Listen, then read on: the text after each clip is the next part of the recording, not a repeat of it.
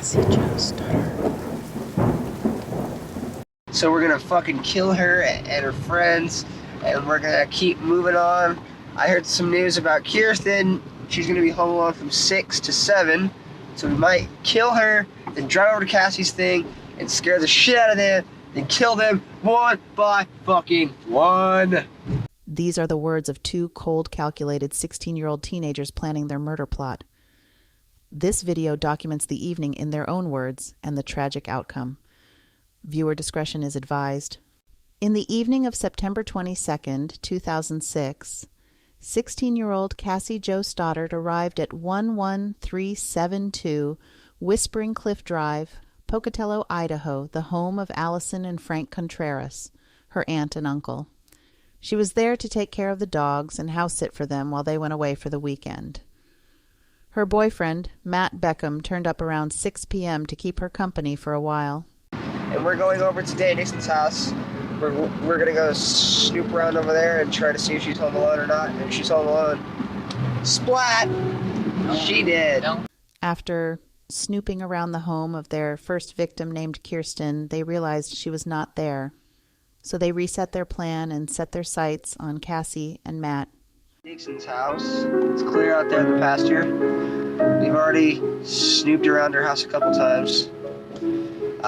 She's not home, so we're gonna go to the church over there and we're gonna call a girl and a guy named Cassie and Matt. They're our friends, but we have to make sacrifices. So I feel tonight it is the night, and I feel really weird. It's had my stomach and stuff, and I feel like I want to kill somebody.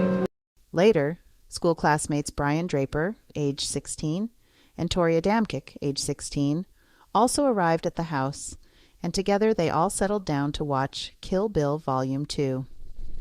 Before the movie ended, Brian and Tori announced they were leaving to visit a local movie theater instead. The four said their goodbyes and the two boys left. However, unbeknownst to Cassie or Matt, Brian and Tori had unlocked the back door on their way out. Strange to consider how two heartless teens could call others their friends, then kill them. Wow. Think about that for a moment as you take a smash at the like and subscribe buttons below. Now let's get back into it. The time is 9:50, September 22nd, 2006. Unfortunately, we have the grueling task of killing our two friends. And they are right in that house just down the street. We just talked to them. We were there for an hour. But We checked out the whole house. We know there's lots of doors. There's lots of places to hide. I unlocked the back doors, so it's all locked. Now we just gotta wait. And we're really nervous right now, but we're ready. we're listening to the greatest rock band We've ever, waited for this for a long time. Pink Floyd, before we commit the ultimate crime of murder. We waited for this for a long time. A long time. We'll stay tuned. Before they got back to the house, Brian and Tori pulled the car to the side of the road and put their murder outfits on, which consisted of gloves, black long-sleeve shirts, 4 knives, masks, and a pair of work boots. They were now ready to fulfill their evil plan to kill their two friends, Cassie and Matt. The two walked to the house and crept back into the house through the unlocked door which led into the basement, where they began taunting the young couple.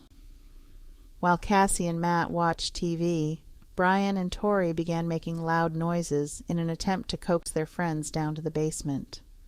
After that failed, they discovered the fuse box and shut off the power.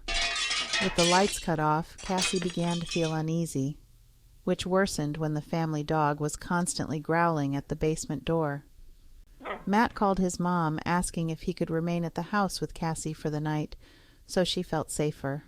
Matt's mother declined, but said Cassie was welcome to stay at their house for the night and offered to drop her back off the next morning. Enticing as this was, Cassie turned the offer down. She felt responsible for the pets and did not want to leave them unattended. At around 10:30 p.m., Matt's mother picked up Matt, leaving Cassie alone. After hearing Matt leave, Brian and Tori began terrorizing Cassie further. They would turn the power on then off in hopes she would go to the basement to fix it. Instead, fearful tears filled her eyes as she remained on the sofa scared.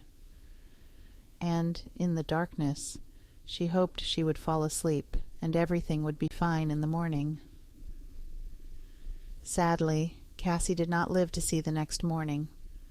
Eventually, the boys got bored of waiting and silently made their way upstairs armed with a selection of knives. They began slamming doors to terrify their victim even more, but when she did not react and did not go to investigate, they entered the living room and viciously attacked Cassie, inflicting over 30 stab wounds to her chest, neck, back, and abdomen. 12 of the wounds were considered fatal. Left her house. This is not a fucking joke. I'm shaking. I stabbed her in the throat and I saw her lifeless body just disappear. Dude, I just killed Cassie.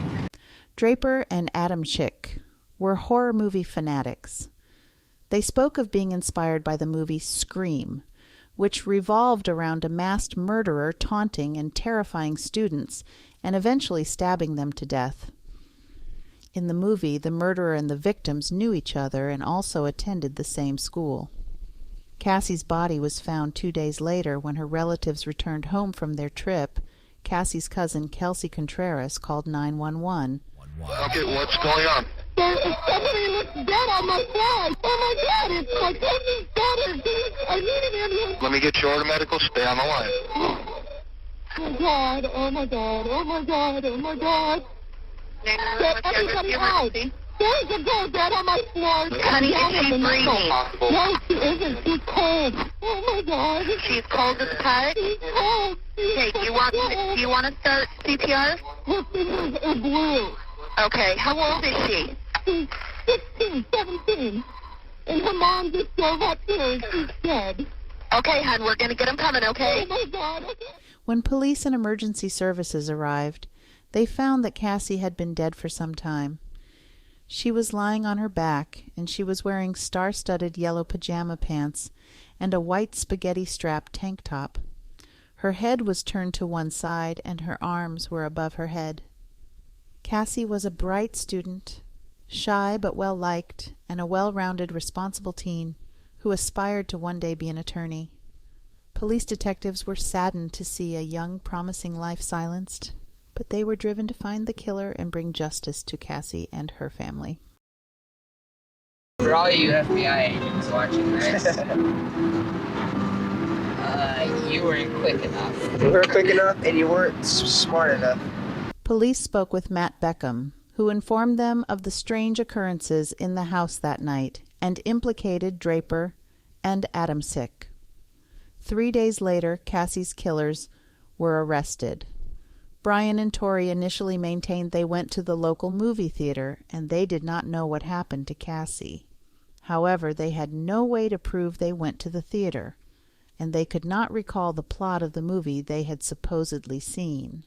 Draper and Adam Schick began to buckle under the pressure, and 3 days later, Draper led police to the location where they had disposed of the weapons and clothing. In August 2007, Draper and Adam Schick each received a life sentence without parole. This is Jackie Gabbs, and I thank you for watching. Remember to stay curious and keep listening.